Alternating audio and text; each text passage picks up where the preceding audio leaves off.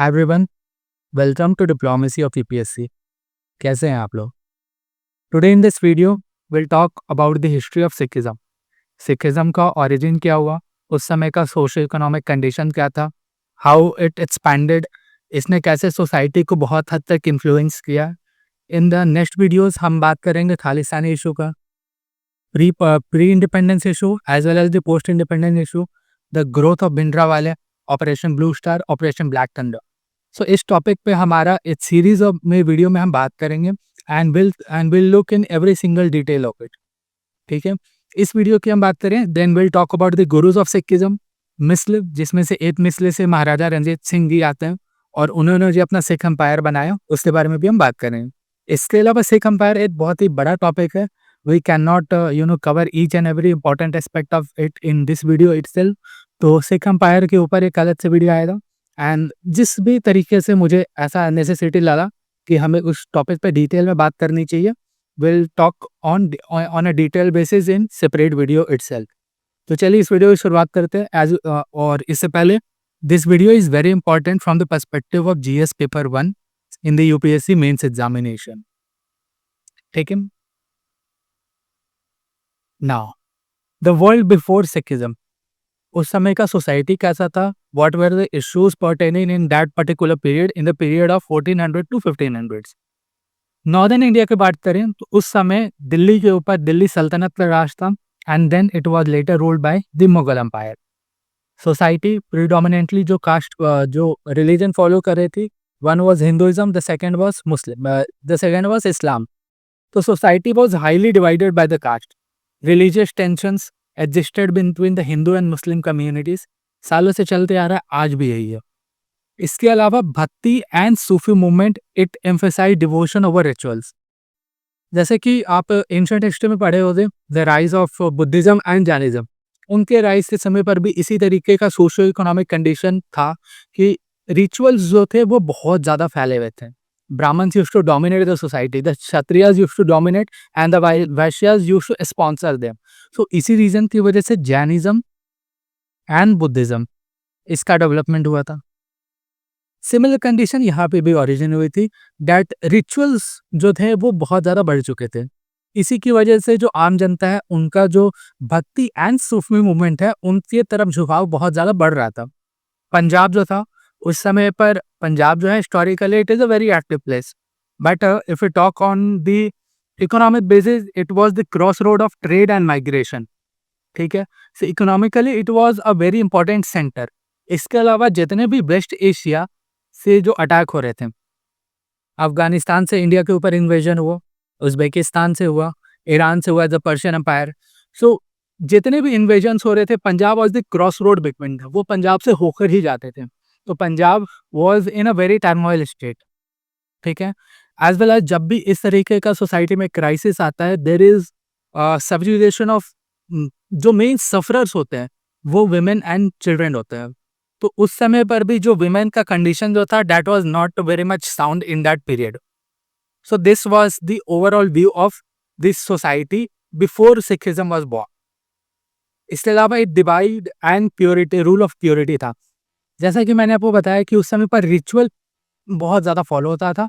So there was ritual purity, मतलब दो cast के लोग एक साथ में ना तो खा सकेंगे, ना ही वो सेम कुएं से पानी ले सकेंगे, और इसके अलावा सेम टेम्पल या फिर सेम मस्जिद में वो लोग प्रे भी नहीं कर सकेंगे if they belong to different cast.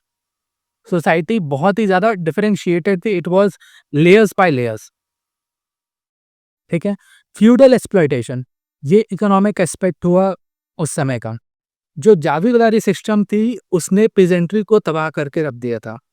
जो taxes were very highly imposed on the peasants. जो मेन ऑक्यूपेशन था उस समय का वो फार्मिंग था। फार्मिंग के ऊपर इतना ज़्यादा टैक्स लगाया गया दैट उस समय farmers were very exploited in that period. So that was economic breakdown of that society. इसके अलावा जो नॉन मुस्लिम्स थे उन्हें टैक्सेस एक्स्ट्रा पे करने पड़ते थे, such that the jizya tax that non Muslim pays to the ruler, Delhi सल्तनत और मुगल्स, इनके दौरान इन चीज़ों का बहुत ज़्यादा बढ़ावा मिला। जिजिया टैक्स हो गया, इसके अलावा आपका पिलग्रिमेज टैक्स एक हुआ।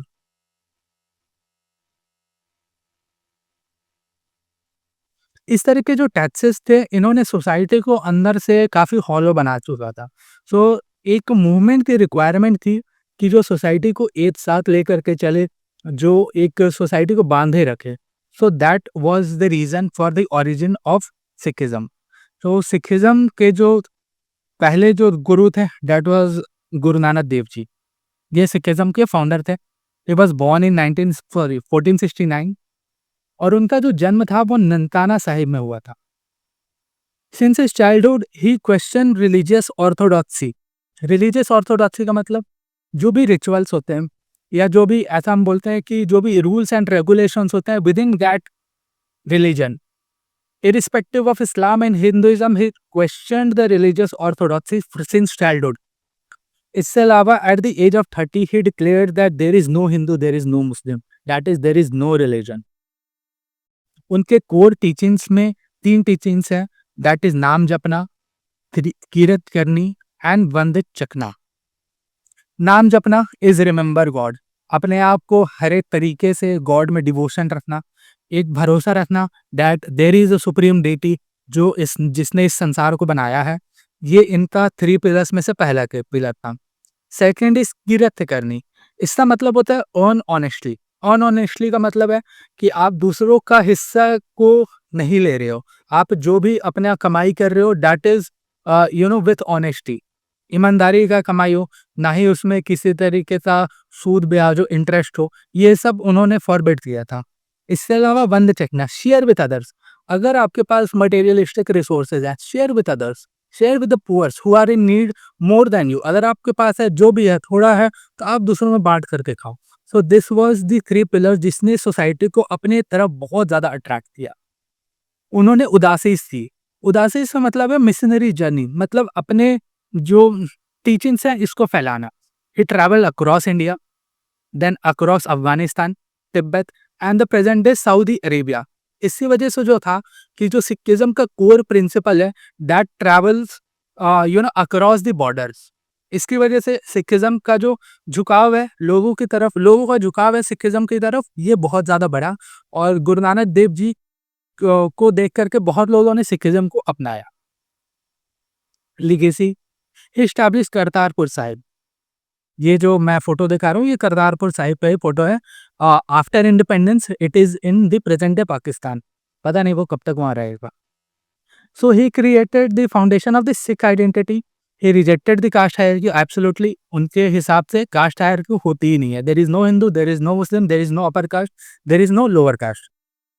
करतारपुर साहिब गुरुद्वारा, अगर लोकेशन का बात करें प्री इंडिपेंडेंस तो it was very near by Amritsar, 30 kilometers था, बट पार्टीशन के बाद वो अमृतसर इंडिया में आ गया and the Kartarpur Sahib gurdwara it went across the border in Pakistan.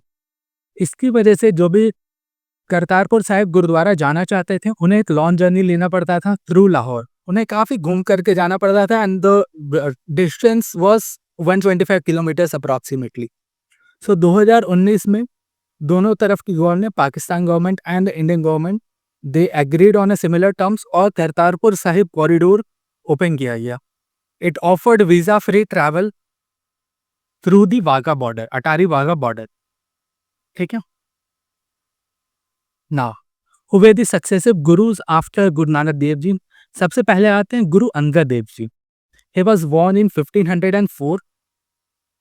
He developed and standardise the Gurmukhi script, जो पंजाबी लैंग्वेज है that is based on the Gurmukhi script. ये गुरमुखी स्क्रिप्ट को स्टैंडर्डाइज और डेवलप किसने किया था? गुरु अंगद देव जी ने किया था। ही ऑल्सो प्रिजर्व गुरु नानक देव जी का teachings. The second one was Guru Amar Das ji. He oppose सती, सती प्रथा जो थी उसको उन्होंने बहुत ज्यादा अपोज किया था। ही ऑल्सो, जब देखो किसी भी चीज को याद करने को बहुत इजी टर्म्स है, जब ये सती को अपोज करे that means he is very feminist kind of a person. वो महिलाओं के अधिकार के बारे में बात करेंगे। So he encourage women equality. He introduce the langar system before the audiences with the guru. मतलब आज के समय जो हम गुरुद्वारा में लंगर सिस्टम देखते हैं वो गुरु अमरदास जी ने ही उसका सबसे पहले शुरुआत किया था। Guru Ramdas ji, he created the city of Amritsar. Amritsar जो शहर है वो इन्होंने ही बसाया था। Guru Arjun Dev ji, he was born in 1563। It was a major turning point in the history of Sikhism. कैसे? He combined the आदि ग्रंथ, आदि ग्रंथ जो सिखिज्म में एक बहुत ही important holy book है, he combined that. He also built the Golden Temple जिसको हम हरमिंदर साहिब के नाम से जानते हैं. इसके अलावा जो उस समय मुगल एम्पायर चल रहा था दिल्ली, मुगल एम्पायर में जो रूलर थे ही वॉज जहांगीर. जहांगीर के ऑर्डर पर गुरु अर्जन देव जी को एक ये गर्म आप फ्लेम देख रहे हो, इसके ऊपर बैठा करके he was poured with oil, hot oil, और he was executed. And this was the first Sikh martyrdom and it transformed the Sikh history. उसके बाद सिखों को ये रियलाइज हुआ that they need their own state, they need their own armies, और ये एक वाटरशेड मोमेंट है in the history of Sikhism. So इस रीजन के बाद गुरु अर्जन देव जी के शहादत के बाद मिलिटराइजेशन ऑफ द सिख, इसके ऊपर फोकस किया गया. गुरु हरगोविंद जी, इनका जन्म 1595 में हुआ था. ठीक है. गोविंद सिंह जी ने दो अथॉरिटीज बनाई, मिरी एंड पिरी. मिरी जो थी it was the authority on the political decisions और रिलेटेड टू सिख. पिरी जो थी ये स्पिरिचुअल अथॉरिटी थी. It will take decision based on the teachings of Guru Nanak Dev ji, based on the teachings of the earlier gurus, और ये सारी स्पिरिचुअल डिसीजंस लेगी. But as in case miri जो है वो पॉलिटिकल डिसीजन लेगी. उन्होंने अकाल तख्त की स्थापना की, establish the centre of political power. आगे चलकर इसने अकाल तख्त ने बहुत ज़्यादा जो भी इम्पोर्टेंट डिसीजंस थे political and spiritual Akal Takht के द्वारा लिए गए. He was also involved in the battle with the Mughals.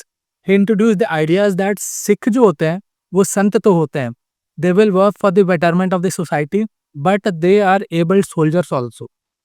जब भी अन्याय के खिलाफ लड़ाई करने की जो इच्छा होगी, अगर ज़रूरत होगी, तो Sikh will always moved on a forward basis. वो हमेशा लाइन में सबसे आगे खड़े होंगे जब भी सोसाइटी को उनकी ज़रूरत होगी, and they have to act like soldiers. तो उन्होंने ये बताया कि जो सिख हैं वो संत भी हो सकते हैं और सोल्जर्स भी हो सकते हैं.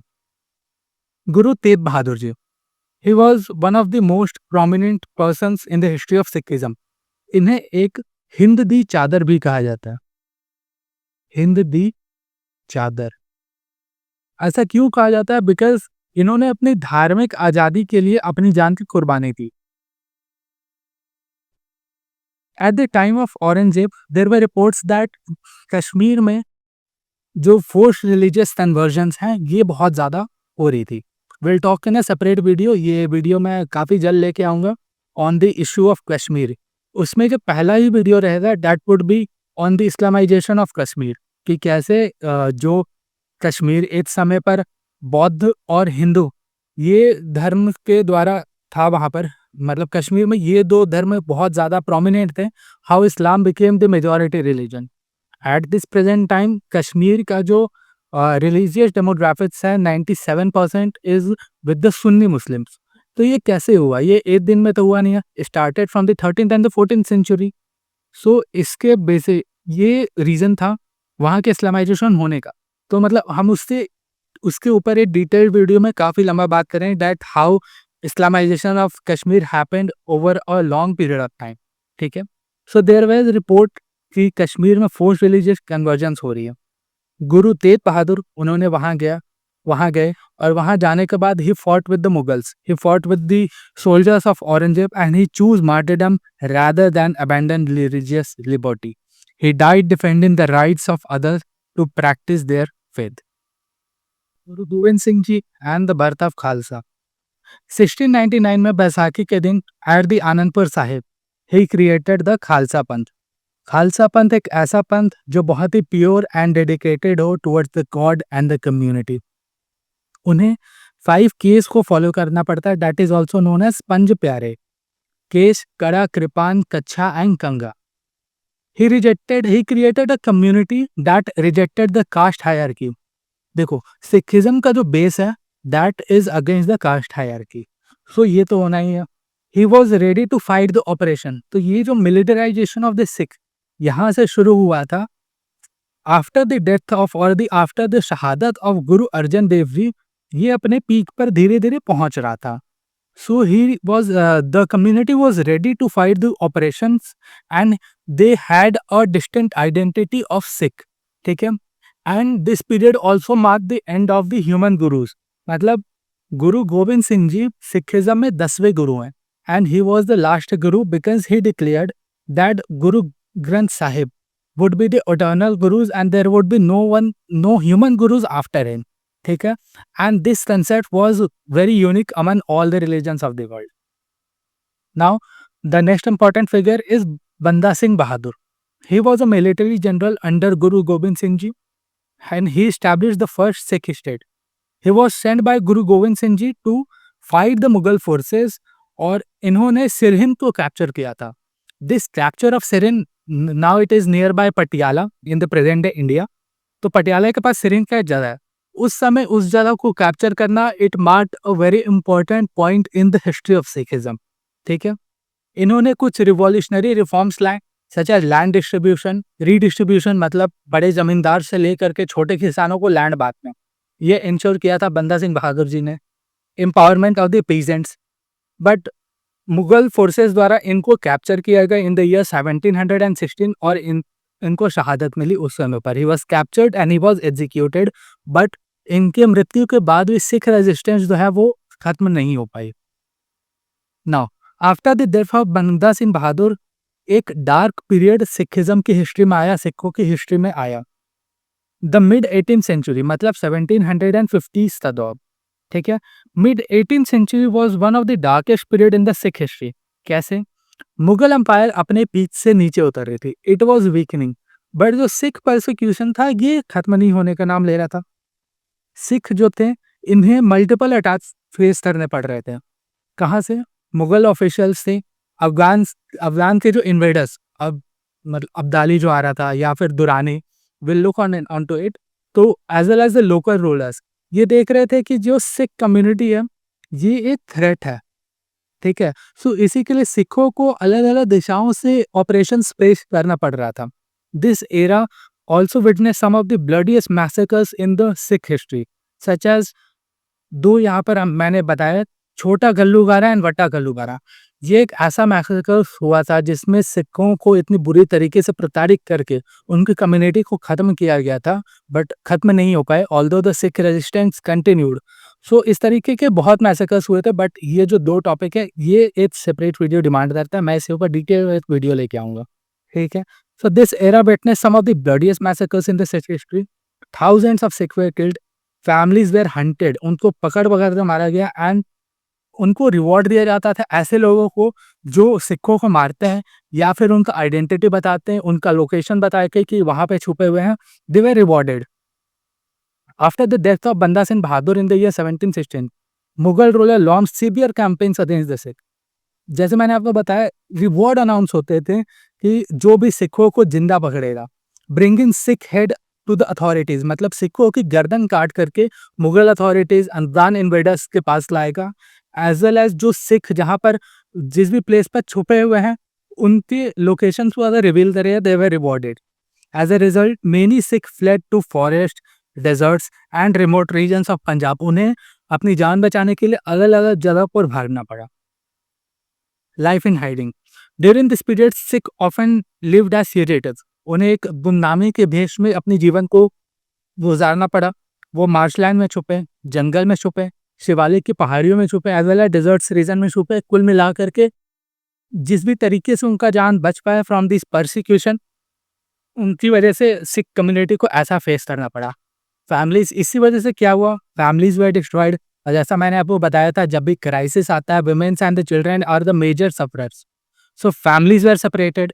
सिख जो है अपनी फेथ को ओपनली एक्सप्रेस या प्रैक्टिस नहीं कर पा रहे थे. बट दे कंटिन्यूड गैदरिंग और उन्होंने अपने रिलीजियस फेस्टिवल को जितने लिमिटेड कंडीशन, लिमिटेड रिसोर्सेज के साथ सेलिब्रेट करना था they did that and they also maintained their separate identity. जो स्पिरिट ऑफ खालसा था, Khalsa Panth, it your devotion to God, your devotion to their dharma, their community और लाइवलीहुड, ये हमेशा जिंदा रहा सिखों के अंदर. ये रिलेंटलेस परसिक्यूशन के बाद भी. अफगान इन्वेजन्स मैंने आपको बताया इसके ऊपर एक डिटेल्ड चैप्टर ये डिजर्व करता है. अहमद साद दुरानी 5 रिपीटेड इन्वेजन्स इसने किया इंडिया के ऊपर, invaded India many times, he looted the cities, he return to Afghanistan with loot. But आज के समय पर आप अफगानिस्तान का हालत देख लो और इंडिया का हालत देख लो। सिख का रिस्पॉन्स जो था, जो अफगान की आर्मीज इंडिया में लूटपाट करने के बाद जब जा रही थी, ये उनको अटैक करते थे और उनको कुल मिलाकर बहुत प्रताड़ित करते थे सिख। जब ये अफगानिस्तान की army under the leadership of Ahmad Shah Durrani ये सिखों के ऊपर अत्याचार करके हिंदुओं के मंदिरों में लूट करके शहरों को तबाह करने के बाद, सिखों में गुरुद्वारों में लूट करने के बाद जब भी अफगानिस्तान जाती थी, सिख उसके खिलाफ भी विद्रोह करते थे और इनके ऊपर अटैक करते थे। This was one of the most dramatic resistance in the south Indian history, south Asian history. ठीक है, सो ये जो दुरानी एम्पायर का एक मैप है, द प्रेजेंट डे दिल्ली, ये भी है दुरानी एम्पायर के अंडर काफ़ी पीरियड तक लाहौर, यहाँ पर आपका कश्मीर हो जाएगा, पंजाब हो जाएगा। Then there is Pakistan side में ये मुल्तान, पेशावर, सिस्तान, हेरात हो जाए, हेरात प्रोविंस आपने इसके बारे में सुना होगा। सो ये जो था ये दुरानी एम्पायर का एक्सटेंड था। This was the maximum period, ये 1762 ये पीक था दुरानी एम्पायर का। आप देखो श्रीनगर, आई थिंक ये ब्लरी हो गया, श्रीनगर, लाहौर, ये आपका दिल्ली हो गया। This was the regions under the influence of Durrani empire in the year 1762।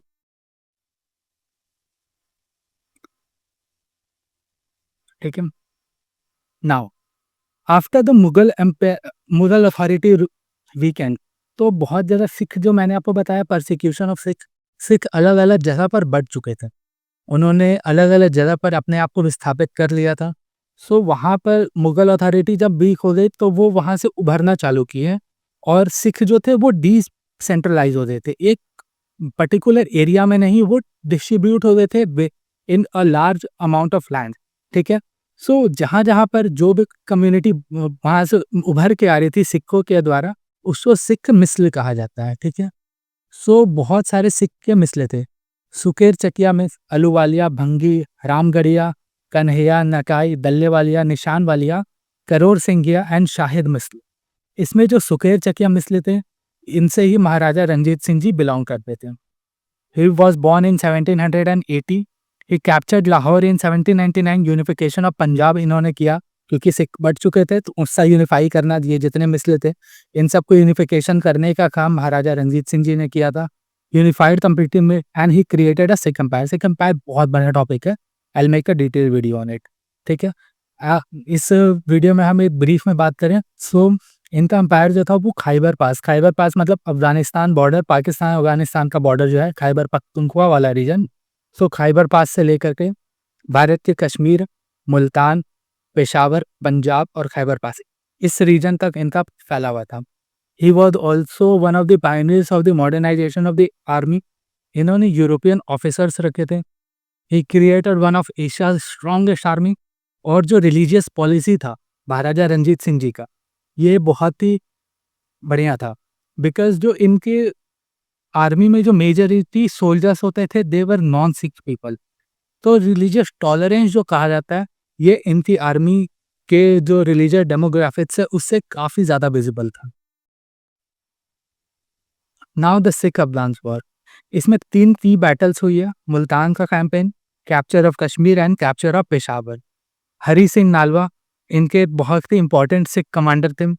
ठीक है, इन्होंने फ्रंटियर वॉरफेयर किया था। अफगानिस्तान के जो ट्राइब्स है सिख अफगान वॉर में, उनको डिफीट करने का बहुत बड़ा काम था, as well as Khyber frontier को जो एक्सपैंड करना, खैबर पख्तूनख्वा के जो रीजन, ये मैंने आपको बताया महाराजा रंजीत सिंह जी के अंदर में ये खैबर पास तक इनका टेरिटरी फैल चुका था। इसको एक्सपैंड किया गया था after the Sikh Afghan war. ठीक है,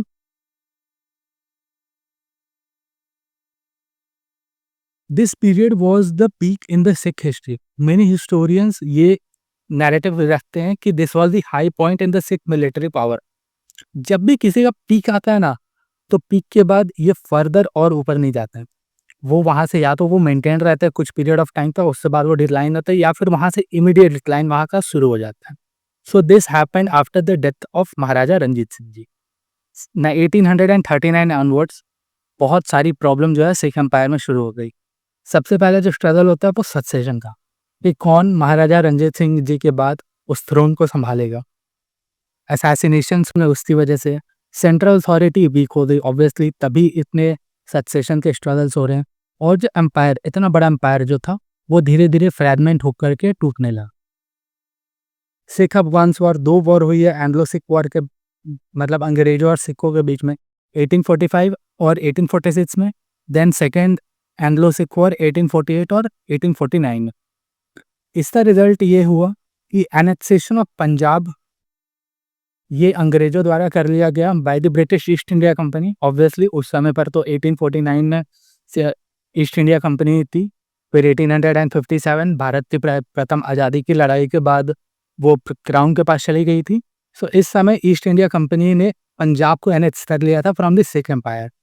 ठीक है, तो सिख एम्पायर का मोस्टली उस समय पर अंत हो चुका था, और इस समय पर फिर वो सिख एम्पायर फिर कभी भी रिवाइव नहीं हो पाया। ब्रिटिश रूल के अंदर में बात करें तो सिखों का बहुत बड़ा रोल था, बिकॉज एक सिख रेजिमेंट पर्टिकुलरली ब्रिटिशर्स के द्वारा बनाया गया था। मिलिट्री रिक्रूटमेंट सिखों का बहुत बढ़ चुका था, क्योंकि मैंने आपको बताया मिलिटराइजेशन ऑफ सिख, इसके ऊपर में काफ़ी फोकस था after the death of Guru Arjan Dev ji. ठीक है, मिलिटराइजेशन बढ़ा, और ज़्यादा से ज़्यादा सिख वो अपने आप को एज अ सोल्जर अपने आप को ट्रेन करते थे। Their life styles was growing उस समय के हिसाब से, मिलिटराइजेशन। इससे अलावा एग्रीकल्चरल डेवलपमेंट पंजाब में बहुत हुई। पंजाब जो है वो एक बहुत ही मतलब रिच और इरिगेटेड लैंडफील्ड है। ग्रीन रिवॉल्यूशन के बाद भी वहाँ से हरित क्रांति का सबसे बड़ा जो केंद्र बिंदु था वो पाकिस्तान था। किस लिए था? क्योंकि वहाँ पे उपज जो होती है वो बहुत अच्छी होती है। ठीक है, तो एग्रीकल्चरल डेवलपमेंट अंग्रेजों के टाइम पे भी पंजाब का काफ़ी ज़्यादा अच्छा रहा। रिलीजियस रिफॉर्म मूवमेंट रहे, जैसे मैंने आपको बताया, ग्रेजुअली जितने भी सिख थे उन्होंने फोर्स्ड रिलीजियस कन्वर्जन्स के ऊपर उसके खिलाफ विद्रोह किया। सती प्रथा को उन्होंने अबॉलिश कराया। कास्ट जो हायरार्की बनी हुई थी सोसाइटी में उसको कम करने का काम किया। तो रिलीजियस रिफॉर्म मूवमेंट्स बहुत ज़्यादा सिखों के बीच में हुए थे।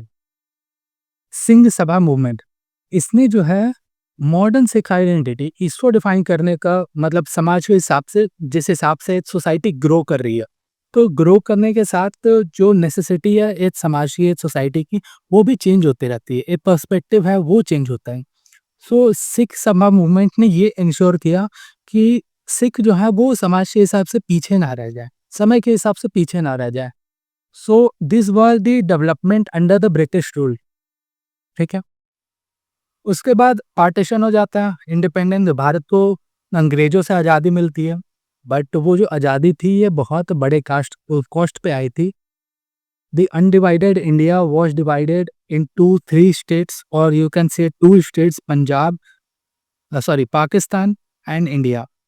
और इसका जो वेस्टर्न साइड में सबसे बड़ा जो रिपरकशन किसी स्टेट को झेलना पड़ा, that was the state of Punjab. Punjab का एक बहुत बड़ा हिस्सा वेंट ऑन टू पाकिस्तान।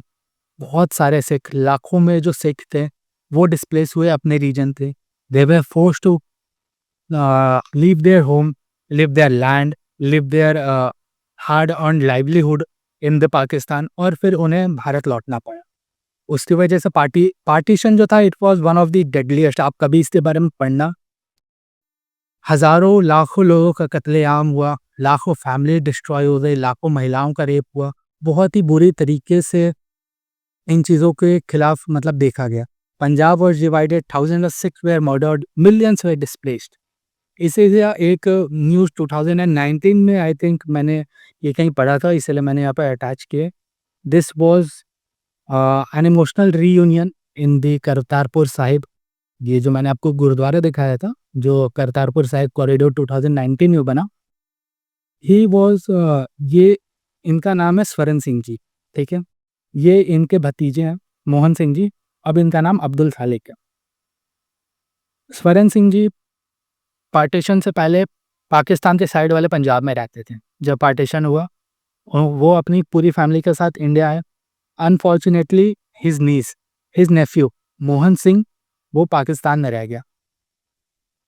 जब यूट्यूबर्स द्वारा कुछ छानबीन किया गया तो पता चला कि ये जो स्वरण सिंह जी हैं, इनके जो नेफ्यू मोहन सिंह जी थे, ये जो पाकिस्तान में रह गए थे, ये वॉज फोर्सफुली कन्वर्टेड, और इनका नाम अब अब्दुल खालिक है।